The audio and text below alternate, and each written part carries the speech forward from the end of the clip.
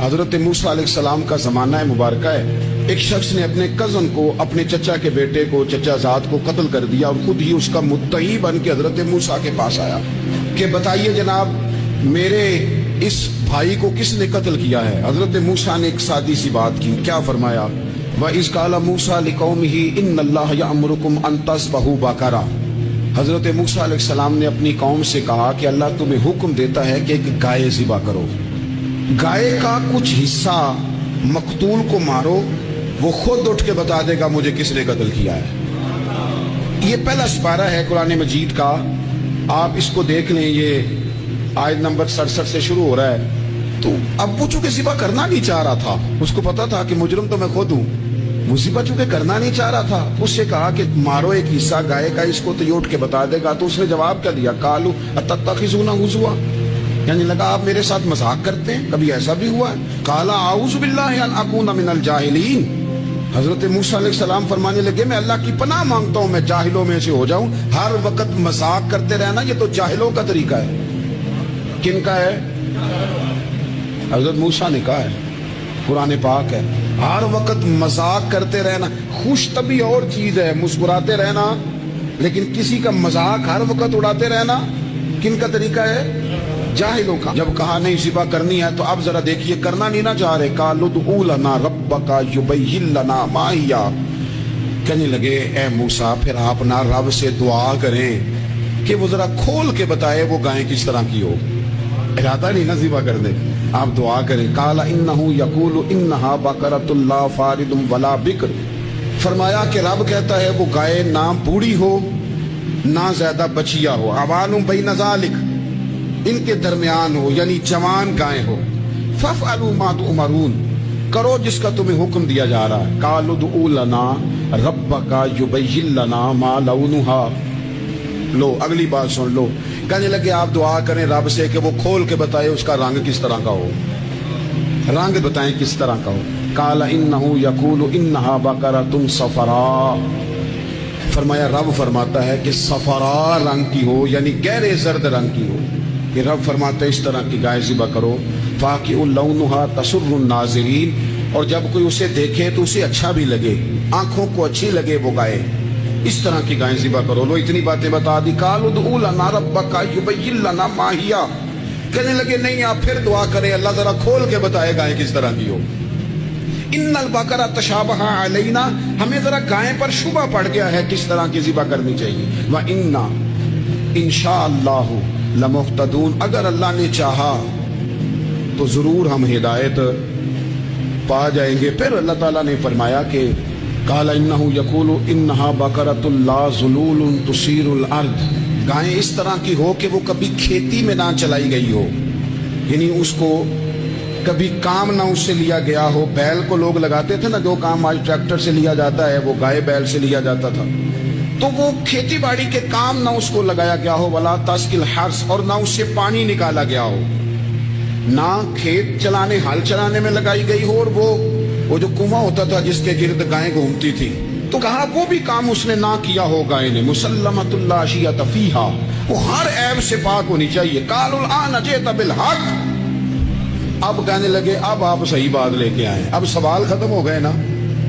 کہنے لگے اب آپ بات فَذَبَحُوهَا، انہوں نے ذبح کر دی۔ وَمَا كَادُوا يَفْعَلُونَ، پر ایسا کرتے نظر آتے، لگتا نہیں تھا کریں گے ذبح پر ذبح۔ اچھا یہ گائیں پھر ملی کیسے؟ امام خازن کہتے ہیں کہ ایک نیک آدمی تھا، تو اس کا آخری وقت آ گیا، تو اس کے پاس جو کل جمع پونجی تھی وہ ایک بچیا تھی، گائیں کی بچی، بچیا ویڑی، اس کے پاس وہ ایک بچیا تھی صرف۔ تو اس نے اس طرح کیا کہ اس کی گردن پر ایک مہر لگائی، اللہ کے نام پر بطور امانت اس نے اس کو جنگل میں چھوڑا، کہ یا اللہ میرا بیٹا ایک ہی ہے وہ بھی چھوٹا ہے، اس کی حفاظت کرنا اور میرے بیٹے کو پہنچا دینا۔ بچہ بالغ ہو گیا، اس کی ماں نے کہا بیٹا جو امانتیں رب کے پاس رکھوائی جائیں نا ان میں خیانتیں نہیں ہوا کرتی، جا جا کے جنگل میں آواز دے تیری گائے واپس آ جائے گی۔ اس نے جا کے جنگل میں آواز دی کہ وہ جو میرے باپ نے امانت رکھوائی تھی وہ کدھر ہے؟ وہ نشان لگی ہوئی گائیں دوڑتی ہوئی اس کے پاس آئی۔ واللہ خیر الرازقین، جب رب بندوبست کرے، جب اللہ بندوبست کرے تو پھر معاملہ اور ہوتا ہے۔ وہ گائے آ گئی، اب اس نے کیا کیا اس نوجوان نے کہ وہ گائے گھر لایا، ماں سے آ کے کہا کہ اماں یہ تو اللہ نے فضل کر دیا۔ ماں کہنے لگی پتر حالات ہمارے خراب ہیں، منڈی میں لے جا اسے بیچ دے، لیکن سودا میری مرضی کے بغیر طے نہ کرنا۔ کس کی مرضی کے بغیر؟ کس کی؟ اماں کی مرضی۔ اور سنو یار، تھے کچھ لوگ جن کو لوگوں نے تانے بھی دیے کہ تم ماں کے پیچھے لگ گیا ہے، لوگوں نے بڑا کچھ کہا، پر جو ماں کی مرضی پہ لگے ناکام نہیں ہوتے زندگی میں۔ یہ دیکھو ماں کی مرضی پہ لگا، اس کی قیمت کتنی تھی گائے کی؟ بڑی مہنگی تھی، پر 3 دینار کی تھی۔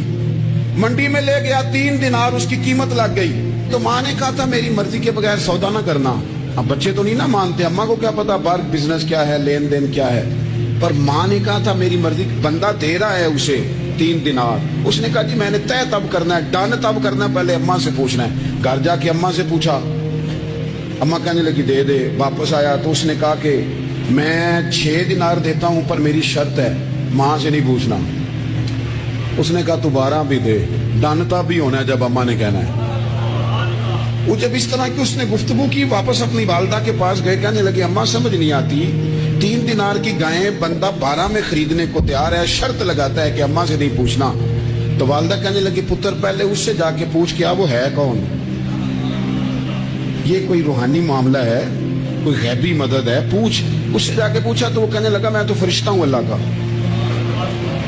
تو نے گائیں بیچنی نہیں، اس لیے کہ تیرا باپ بھی نیک ہے، تیری ماں بھی نیک ہے، رب تیرے رزق میں برکت پیدا فرمانا چاہتا ہے۔ ماں باپ نیک ہونا رزق میں برکت ہو جاتی ہے۔ ماں باپ نیک ہو، ان کی صالحیت کا اثر پہنچتا ہے بچوں تک۔ رزق حلال کما کے لانے والے ہوں تو گھر میں برکت ہوتی ہے۔